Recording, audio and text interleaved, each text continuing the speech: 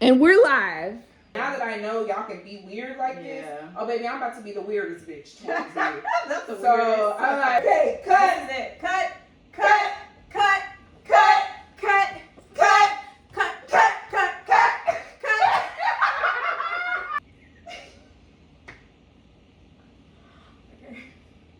Okay. 5, 4, 3, 2, 1. Welcome back to the Peaches and Cream. We're live and direct at the Ritzy Beauty Bar with Peaches and Cream podcast. We're back for another episode, and this is where two best friends navigate life and discover purpose through sisterhood. Yes, so beautifully said. Yes, we came up with that. Mm-hmm. Oh, I sure did. And that's before AI. Girl. No, we came up with that. We really did. We came up with I that. really was just thinking because there was a life before AI. Yes, and now people you had to really think. Yeah, you had to really think about it and figure out the language. And we did come up with that. So you're right. Clock it, clock it. Oh, we have a special guest today. Yes. Yes. Say hi to Dallas. This is my baby. She's a mom. I'm a mom. I'm a mamacita. Mommy? And this is his TT. He loves his Mamacita. TT so much. He loves his TT and his mama. So Yes. handsome. Yeah, so he'll be contributing to the conversation today. Yes. Please sit. Please sit. Okay. There we go. Good boy. He thinks everything is playtime. All right, y'all. So we have some amazing topics we want to touch on. And first of all, we just got to announce and pat ourselves on the back because we made it to 5 years in the DMV. Y'all, like we you dummy.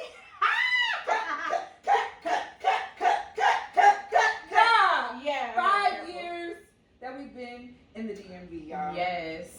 And I think we should tell the story because a lot of our audience they're not aware Oh, yeah. of how we became out How we here. ended up out here. So I feel like I always have to tell this story, but it's a beautiful story and it's really just a testament to where we are. It's a testament to where we are today. Mm-hmm. And so it really just started off from my recollection, and you can tell me what, because everybody has different perceptions, right?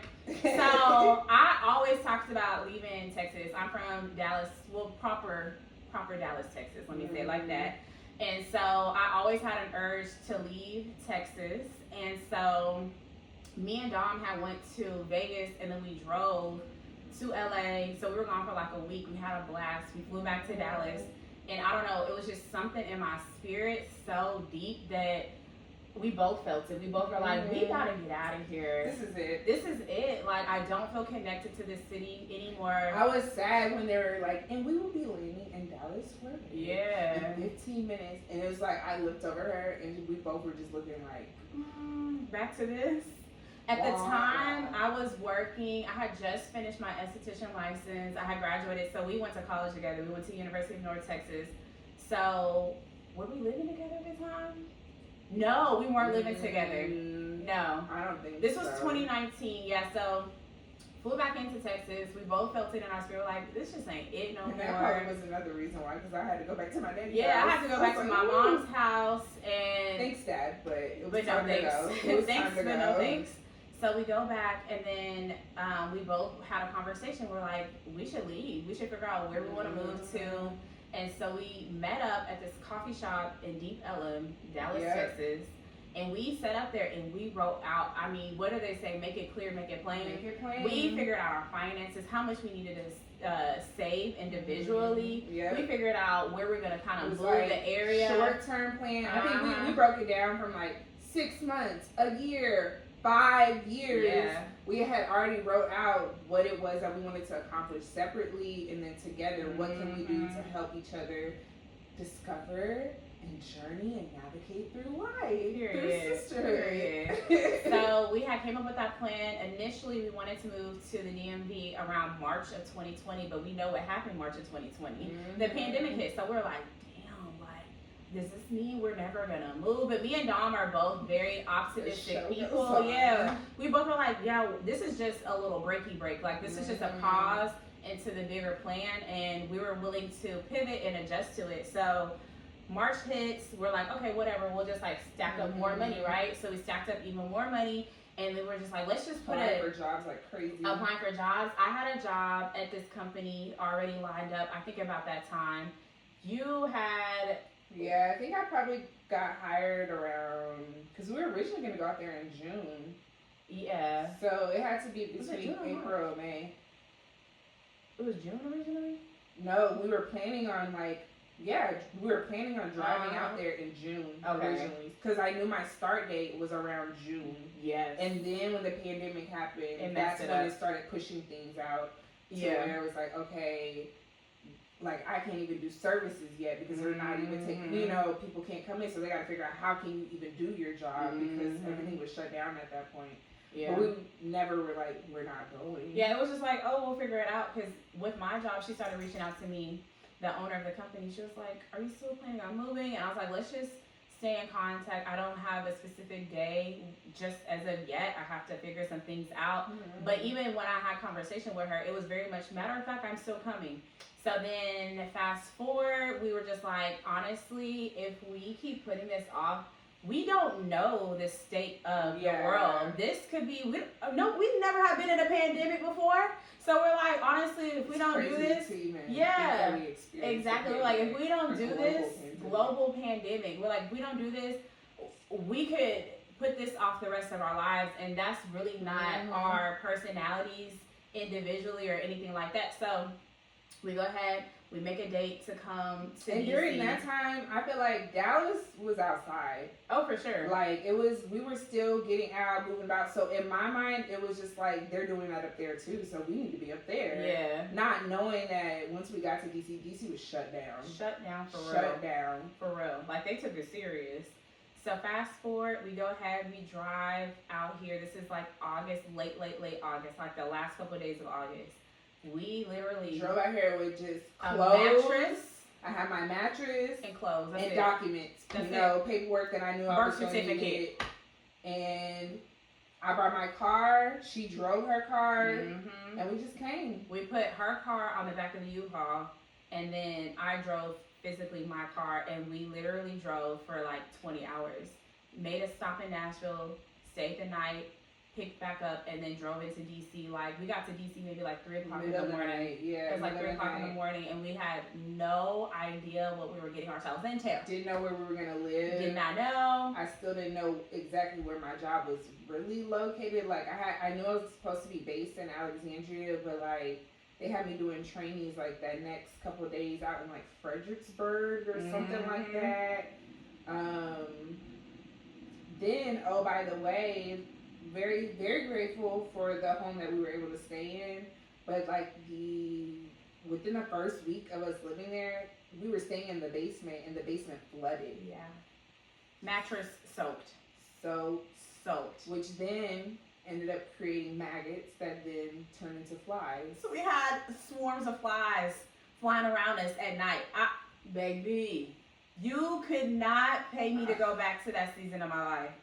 Like, we were in the trenches. I remember one time, I'm sorry, maybe I should have said very grateful, but that's not typically how I would live, okay? It was very grateful. It was an adjustment. It was an adjustment for sure. Yeah, let me not say the trenches, but it just was an adjustment, especially coming from...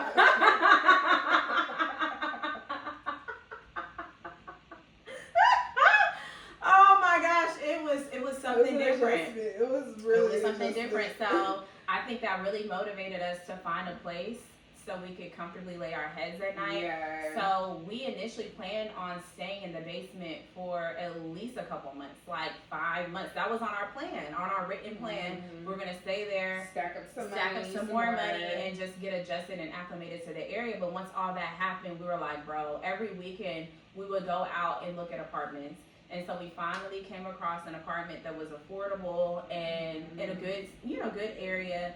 And so that led us to move to Alexandria, Virginia. Yeah, we both worked out there at exactly. the time. So it worked out beautifully.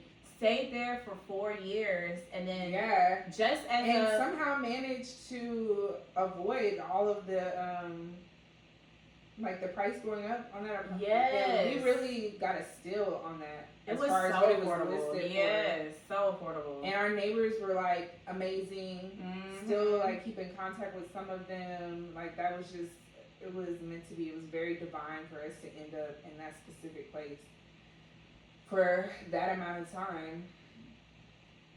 Yes.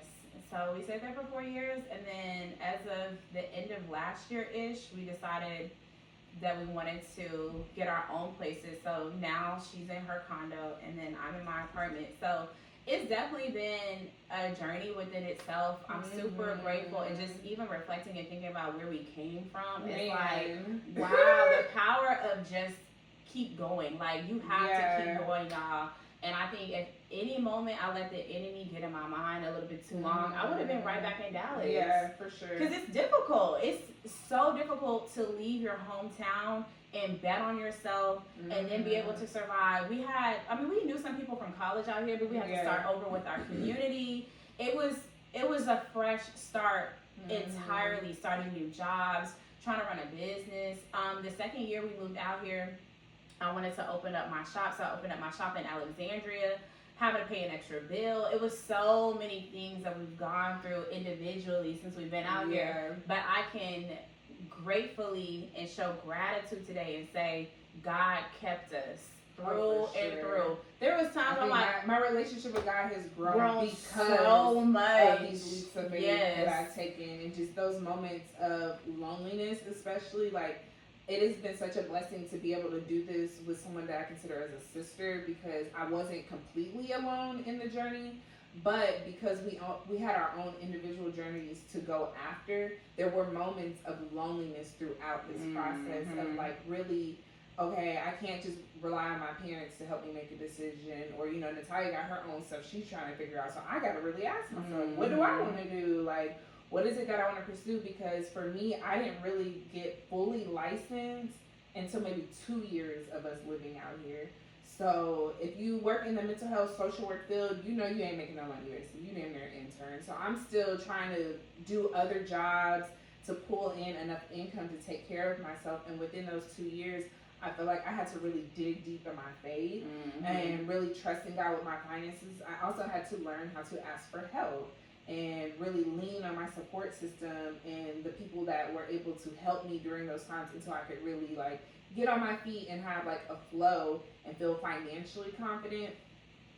God, like, in my prayer closet, I journaled. I have at least 5 or 6 journals that I've written from page to page since 2020. Dang. Just of everything, this whole entire process of me like really trying to work through my thoughts, not allow the negativity, comparison to hold me back, but also being able to go back and read when those days when I was like, no, I'm gonna go to DC, I'm gonna do this, I'm gonna do that. Like, now I'm like, oh, I need that energy. Like, it's been 5 years, but I feel like I'm back as far as the momentum I had in 2020. I feel that coming over me. Like, now I feel like, all right, how can I take this to another notch? If I was able to do this in 5 years with intentionality, what could I do next? Like, the possibilities are endless, and I feel like this is definitely what coming out here has taught me. And then to be able to do it with my best friend and see that you're also accomplishing. We've attracted people who are on similar paths since we've been out here. We've been able to shed people that are not aligned anymore, or however that may look. And yeah, it's kind of like a high. Like, I got a rush right now. Like, oh, baby girl, this is only the beginning. This is just the beginning. And that was also something that we put in our journals. Our plan was we wanted to at least do 5 years out here and just kind of see where God took us. And I was so for certain that after 5 years I was going to be back in Texas, but my heart is not pulling towards Dallas like that. Yeah, because I was there. I think overall this summer I spent maybe 2 weeks back in Texas. And oh, I'm sorry. Dallas, speaking of Texas, right? Yeah, I'm not ready to move back. Like, I thought, like, I was really missing it, but I realized I hadn't went back to Dallas probably since like November, but I really didn't count that because I was on a cruise. So like, I hadn't really been back since like summertime of actually spending time. So I think I was just homesick in that sense. Like, I just want to be around people I hadn't been around in a while. But actually, like, wanting to move back there, I just don't feel like what God is showing me. It's not that I couldn't do it there. I could definitely do it there if I want, but that's not where it's supposed to take place. I'm supposed to be here right now. I'm in spaces that are really pulling those things out of me, and I'm able to on a daily connect with people who are where I desire to be, who like are pouring into me and things like that. And just the momentum, like the woman that I've evolved into, like we were talking yesterday, and she's like, "Yeah, you really are 30." I'm like, "Yeah, I was in shock. I'm like, dang. What the hell? When did this happen?" But Crazy. I am starting to see, like, no, girl, like you have been taking care of your bills. Like, granted, did I overspend this summer? Absolutely. And I have no regrets. But I overspent on traveling and seeing my family and treating myself to things. So the fact that I was even able to do that and still pay bills however I did it, like that shows the growth versus when we first moved out here, like I was maybe pulling in 30,000, like maybe. Girl, I couldn't afford a pot to piss in. And it's so funny because I always think about this. One of my friends from back home, back in Dallas, she was like, "Do you think that people just automatically think you got money?"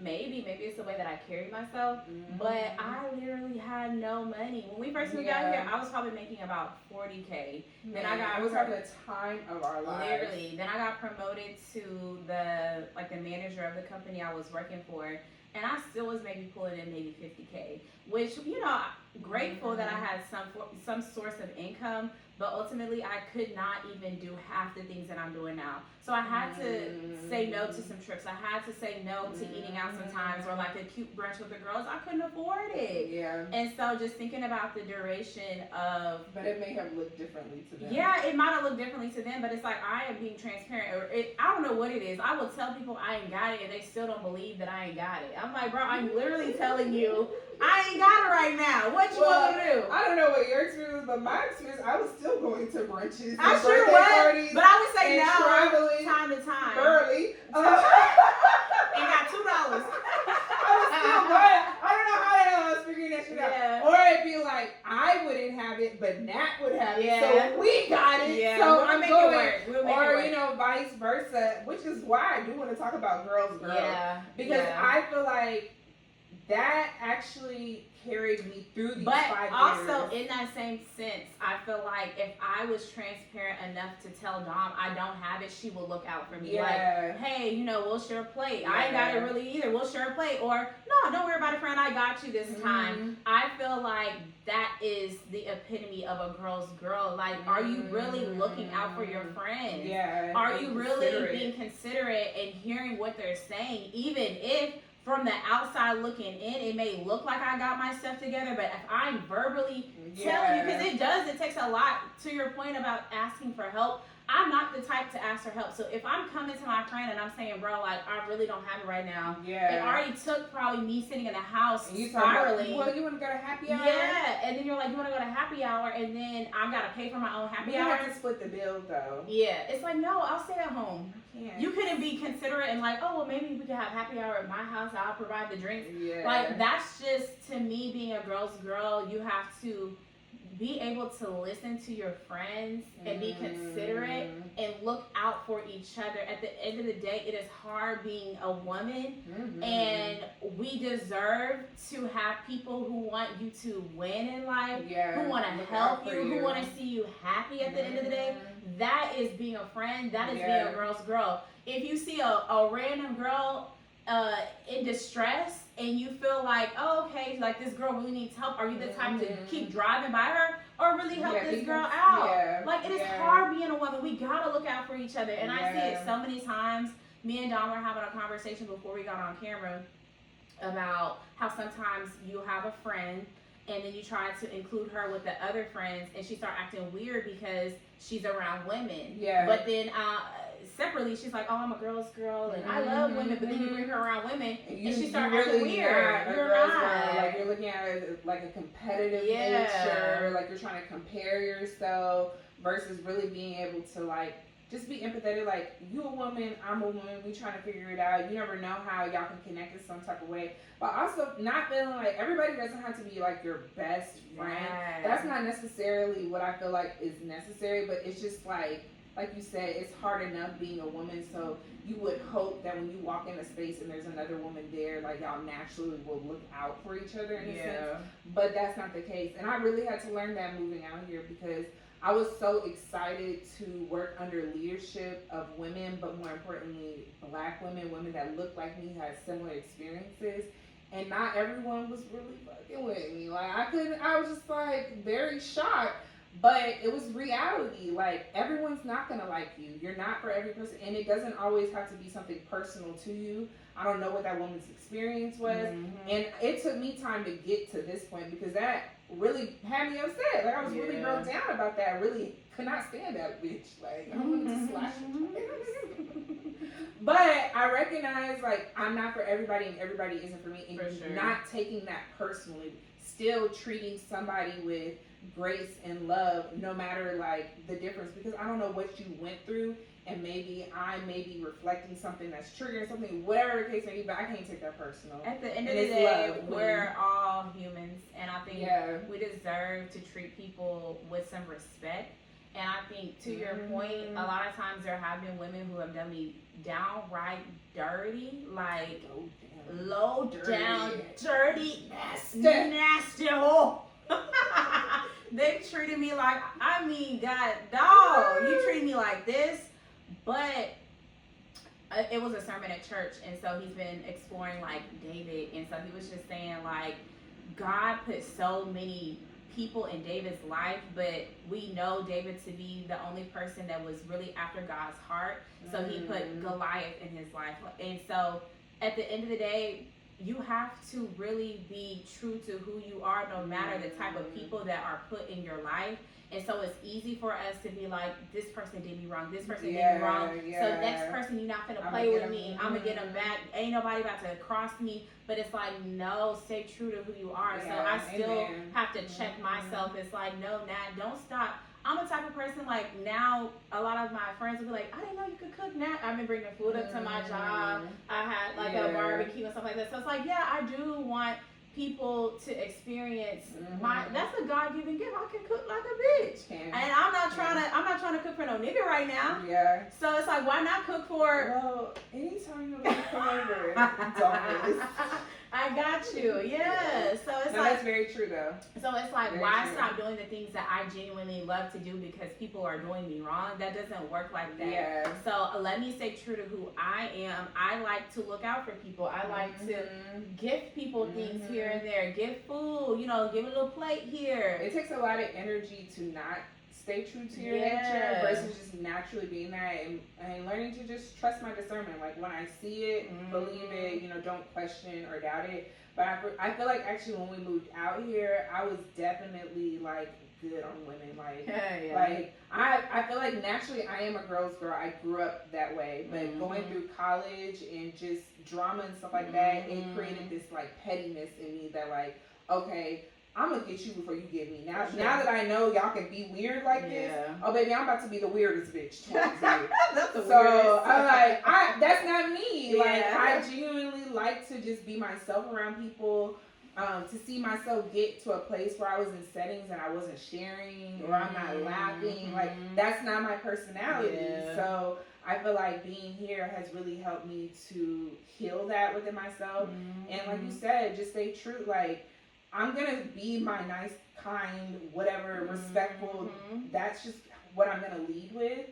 But if I see you doing some isms that I know, like, I've been here before, I'm just gonna, like, remove, like, you know what I'm saying? And I was watching something, it was some podcast, but I like that she reiterated that sometimes we get, like, really caught up in, like, oh, I'm gonna cut them off, or they ain't gotta worry about me. And it's like, I can still be cordial with you. Like, I can still speak. It ain't no beef or nothing. Do I care to follow you on social media? No. But I'm still gonna speak and ask you, how's your day going? And you need to be okay with, like, people have to be okay with that. Like, we're not everyone's cup of tea, but I am gonna always show God's love with any person that I come across. And I think that's the foundation of being a girl's girl. Like, and on Love Island, I feel like when the whole thing happened between Shelly and Huda, did you see that episode? Okay, so basically that's when they're starting to question, like, are you a girl's girl? Because in the activity, she was really excessively sensual with Ace. And Huda was or Shelly? Huda was with Ace. Oh, okay. But you know, Ace and Shelly have their thing. And so Shelly's just like, if you're a girl's girl, like, come on, like, when you were with Jeremiah, I didn't do all of that. You know what I'm saying? Like, it's okay, like, it's a competition. But I knew, like, that's your dude. And then on top of it, it's like when new women were coming in because you were with Jeremiah, you were dragging these women because you're looking at them as competition versus it's like, it's Love Island. Right. So, like, a girl's really, you welcome, bombshell, hey girl, you know, whatever. But now because you have a man, and I think that's a part of being a girl's girl. Like, just like you said, like, seeing, like, it's already hard enough being a woman as it is. If you find yourself comparing or competing with me, you gotta be woman enough to look in the mirror and say, what's wrong with me? You like, why am I to check yourself? Why am I hating on this girl right now? Because I definitely hold myself accountable. I'm human. Yeah, we all do it. Let's be honest. You know what I'm saying? Let's be honest. I have insecurities. I have things that I'm trying to work on. So if I see someone else achieving or having that right now, of course, naturally I'm like, damn, I kind of want that, whatever the case may be. But you have to get to a point of acknowledging that and saying to yourself, like, it's okay to be human. Let me make sure I'm not projecting that onto this person. Like, let me be mindful of this. Even me being a teacher, that's my biggest thing is recognizing, because students will do it to me. Because I work with teenagers, so I'll see, like, the girls projecting on me, like, they want to talk about my body. I'm like, baby, I'm a grown woman, hun. This is how a grown woman weigh. I weigh big 200 pounds. Like, and to think like, and I have to be mindful of this, and I feel like God put me in this space for a reason, because it'll make me like go and be like, dang, like, I am a big bitch. They talking about my ass, like the kids. I'm like, that's weird. And I'm like, then I hear myself like, no, they're kids. that's weird. Check them. And so I will have a conversation and be like, for one, that's what we not gonna do is talk about a grown woman. Two, you need to learn to love yourself. Yeah. And then hate when that shuts them up every time. It's so people, simple. They don't understand, like, it's so simple, but that shit. Love all love of you. yourself, because if you loved yourself, you would not be worrying about somebody else. You'd be able to naturally give them love, and we all do it. And it's like, when I do it personally, I'll be like, damn, what don't you love about yourself to where you're projecting on this woman? It's like, oh, if I'm like, oh, she thinks she all that. I don't really ever think that, but it's just an example. I don't think like that, because I really do be thinking like, my friends do be all that. Yeah. But it's like, and I just hear, this is what I hear with other women, like, oh, she thinks she all that. It's Let's like, say kids, people getting married and having kids. Yeah, it's like, dang, why hasn't that happened to me? Oh, well, they're not even that cute anyway, and blah. Why do you not love yourself to think that you can have that too? Have that same thing for so yourself. You need to go look in the mirror, journal about it, pray to God, do something, whatever it is that makes you self-aware. Make yourself a little bit more self-aware to love yourself and know that you have that same capability. It's coming.